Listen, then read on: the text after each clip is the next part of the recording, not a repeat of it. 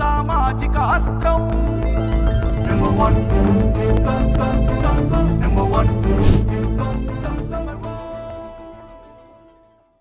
Welcome to number 1 news. This is మధులలిత.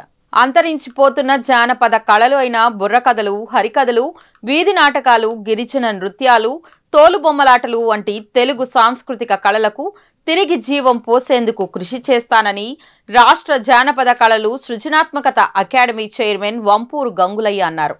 మంగళవారం నాడు జానపద కళలు సృజనాత్మక అకాడమీ చైర్మన్ గా ప్రమాణ స్వీకారం చేసిన అనంతరం వంపూరు గంగులయ్య నంబర్ 1 న్యూస్ తో ప్రత్యేకంగా మాట్లాడారు. నేటి తరం యువత ఓటీటీలకు, సోషల్ మీడియాకు బానిసలయ్యారని, వారిని తిరిగి మన సంస్కృతిలోకి తీసుకురావడానికి తన వంతు ప్రయత్నం చేస్తానంటున్న గంగులయ్యతో మా ప్రతినిధి Panduranga Rao face to face. Andhra Pradesh రాష్ట్ర జానపద కళలు సృజనాత్మక అకాడమీ చైర్మన్గా వంపూరు గంగులయ్య గారు నియమితులయ్యారు. ఈరోజు ఆయన ప్రమాణ స్వీకారం చేయబోతున్నారు. ప్రమాణ స్వీకారం చేయబోతున్న సందర్భంగా గంగులయ్య గారితో నంబర్ 1 న్యూస్ ముఖాముఖి. సార్, ముందుగా Congress sir. Thank you sir. ఇప్పుడు ఒకటే సార్, జానపద కళలు సృజనాత్మక అకాడమీగా నియమించినందుకు ముందుగా మరి ఆ ప్రతిపాదన చేసినట్టు మా జనసేన పార్టీ అధ్యక్షులు, రాష్ట్ర ఉప ముఖ్యమంత్రి అంటే పవన్ కళ్యాణ్ గారికి, ఆయన ప్రతిపాదన ఆమోదించి నాకు ఈ చైర్మన్ నియమించినట్టు రాష్ట్ర ముఖ్యమంత్రి చంద్రబాబు నాయుడు గారికి, అదేవిధంగా కూటమి నాయకులందరికీ కూడా ధన్యవాదాలు తెలియజేసుకుంటా ఉన్నాను.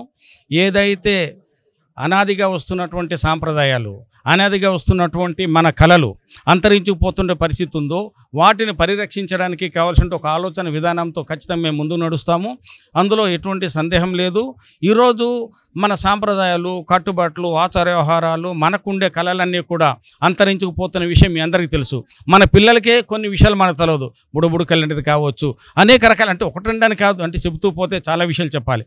అనేక రకాల కళలు అంతరించుకుపోతున్నది కాబట్టి వాటన్నిటినీ కూడా అధ్యయనం చేయడమే కాకుండా భవిష్యత్తు తరాలకి ఒక పాఠంగా అందించడం, అది ప్రాక్టికల్గా వాళ్ళకి అర్థమయ్యే రీతిలో మనం తెలియజేయడం, వాటికి సంబంధించి రాష్ట్రం నలుమూలలు కూడా పర్యటన చేసి ఆ కళలన్నింటిని కూడా వెలుగులోకి తీసుకొచ్చి ఖచ్చితంగా భవిష్యత్తు తరాలకి అది ఆచరణ యోగ్యంగా ఉండేటట్టు, దాన్ని కాపాడేటట్టు, పరిరక్షించుకునేటట్టు మేము చర్యలు తీసుకోవడానికి ఆలోచన చేస్తూ ఉన్నాము.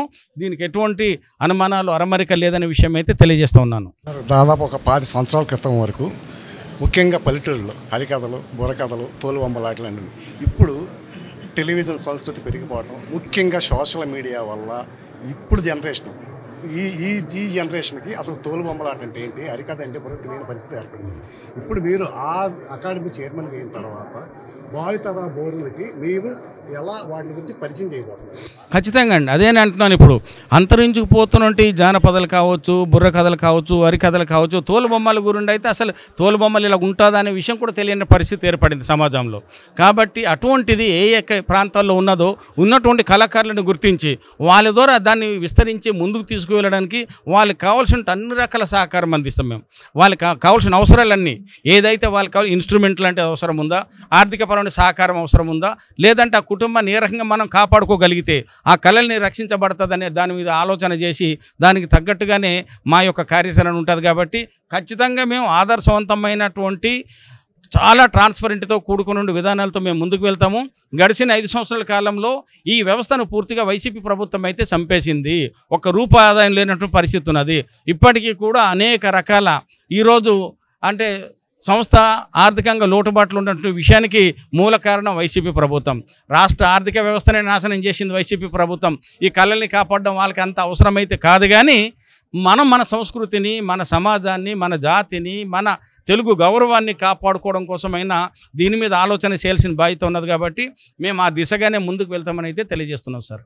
గిరిజన ప్రాంతమైన పాడేరు నుంచి వచ్చారు, అక్కడ జనసేన ఇన్ఛార్జిగా ఉన్నారు. ఇప్పుడు రాష్ట్ర వ్యాప్తంగా జానపదాలుగా చైర్మన్గా అయ్యారు. మేము కొద్ది నెలల క్రితం అక్కడ టూరిస్టుల కోసం గిరిజనులు దింసా నృత్యం చేస్తుంటే అక్కడ పర్యాటక శాఖలో కొన్ని అభ్యంతరాలు చెబితే మీ నంబర్ 1 న్యూస్లో వార్త వేసిన తర్వాత అక్కడ కలెక్టర్ స్పందించేసి వాళ్ళకి పర్మిషన్ ఇచ్చారు. అటువంటి వాళ్ళపైన అంటే గిరిజనులకు సంబంధించిన సాంస్కృతిక వాటి మీద ప్రత్యేక కార్యక్రమాలు చేపట్టబోతారు. ఖచ్చితంగా అండి, నేను అదే ఇప్పుడు మీకు చెప్తున్నాను. అంటే నాకు అంటూ ఒక ఆలోచన ఉన్నది. ఎందుకంటే నేను ప్రభుత్వ అనుమతి లేకుండా, లేదంటే మా సాంస్కృతిక డిపార్ట్మెంట్ తాలుగా అంగీకారం లేకుండా వాళ్ళందరితో దాని మీద ఈ కష్ట సుఖాలు కావచ్చు, ప్రాక్టికల్గా ఉండే పరిస్థితుల మీద అధ్యయనం చేయకుండా నేను మాట్లాడకూడదు కాబట్టి ఊరుకుంటున్నాను. కానీ ఖచ్చితంగా నేనైతే నాకు ఒక విజన్ ఉన్నది. ఖచ్చితంగా ఏదైతే ఈ జానపద కళలకు సంబంధించి ఎలాగైతే మాకు ఒక అకాడమీ ఉన్నదో, ఈ సంస్కృతి ఈ సాంస్కృతిక కార్యక్రమాలన్నీ కాపాడడానికి ఒక ప్రత్యేకమైన అకాడమీ లాంటిది, ఒక ట్రైనింగ్ సెంటర్ లాంటిది కూడా ఏర్పాటు చేయడానికి ఒక ఆలోచన నాకు ఉన్నది. ఖచ్చితంగా దాని మీద నేను కార్యాచరణ చేస్తానని తెలియజేస్తున్నాను. రాష్ట్ర పర్యాటక శాఖకి 2025-26 సంవత్సరంలో బడ్జెట్లో దాదాపు 470 కోట్లు కేటాయించారు మొత్తం పర్యాటక శాఖ మొత్తానికి. దాంట్లో మీ అకాడమీ దానికి ఎన్ని కోట్ల నిధులు వచ్చే అవకాశం ఉంది? అది ఇంకా మేము ఇది ఎందుకు అడిగానంటే, మీరు ఏ కార్యాచరణ చేయాలన్నా నిధులు ఉండాలి. నిధులు లేకపోతే ఏ కార్యాచరణ మీకు ఏమైనా ఉందా? ఇన్ని కోట్ల నిధులు కేటాయించినట్టుగా అంటే నేను ఈరోజే ప్రమాణ స్వీకారం చేస్తూ ఉన్నాను కాబట్టి ఇప్పుడే వాటి మీద నేను స్పష్టత ఇవ్వడానికి నాకు కొంచెం ఇబ్బందులు ఉన్నది. దట్టు ఆ స్పష్టత వస్తుందని ఎందుకు నేను చెప్పగలుగుతున్నానంటే, పర్యాటక శాఖ మంత్రి కందులు దుర్గేష్ గారు నాకు అత్యంత ఆత్మీయులు. మా ఇద్దరి మధ్య మంచి అవినాభావ సంబంధాలు ఉన్నది. మేమిద్దరు ఒక కార్యవర్గంలో కలిసి పనిచేసినటువంటి మా ఇద్దరి మధ్య స్నేహభావం ఉన్నది. కాబట్టి నిధుల విషయంలో సమస్య రాదని నేను భావిస్తూ ఉన్నాను. ఖచ్చితంగా పర్యాటక శాఖ మంత్రి తాలూకు సహకారంతో, ముఖ్యమంత్రి చంద్రబాబు నాయుడు గారు, ఉప ముఖ్యమంత్రి పవన్ కళ్యాణ్ గారి తాలూగా ఆశీస్సులతో ఖచ్చితంగా దాన్ని బలమైన శక్తిగా తీర్చిదిద్దామని అయితే తెలియజేస్తూ ఉన్నాను. మరోసారి కాంగ్రెచులేషన్ గంగులయ్య గారు. మీ సారథ్యంలో అంతరించిపోతున్న జానపదాలు కావచ్చు, లేదా నాటకాలు కావచ్చు, హరికథలు కావచ్చు, నేటి పౌరులకి తెలిసేలా మీరు చేస్తారని నెంబర్ 1 న్యూస్ ఆశిస్తుంది. Thank you very much. ఇది జానపద కళలో సృజనాత్మక అకాడమీ చైర్మన్గా నియమితులైన గంగులయ్య గారి మనోభావాలు. ఆయన అంతరించిపోతున్న జానపద కళలని నేటి పౌరులకి, ముఖ్యంగా నేటి సోషల్ మీడియాలో మునిగి తేలుతున్న జనరేషన్కి తెలియజేస్తారని చెప్తున్నారు. పాండురంగారావు, వీడియో జర్నలిస్టు సతీష్తో. ఇలాంటి మరిన్ని అప్డేట్స్ కోసం చూస్తూనే ఉండండి నంబర్ 1 న్యూస్. సామాన్యుడి చేతిలో సామాజిక అస్త్రం.